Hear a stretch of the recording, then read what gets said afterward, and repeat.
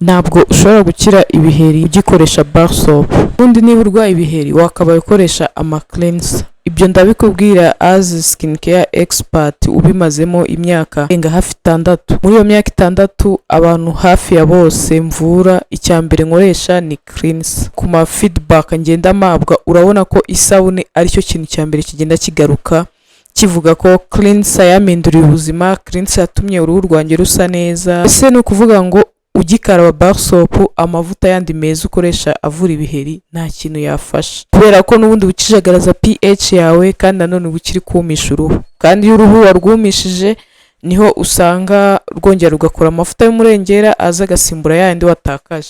Niyo mpamvu mu nama duha umuntu uri kuvura ibiheri icyambere tumuvurisha no gukoresha cleanser. Udashaka ibiheri bya hato na hato ita cyane kuri cleanser. Ushaka cleanser yacu wanyandikira kuri iyo nimero iri kuri screen yawe ubundi ikakugeraho.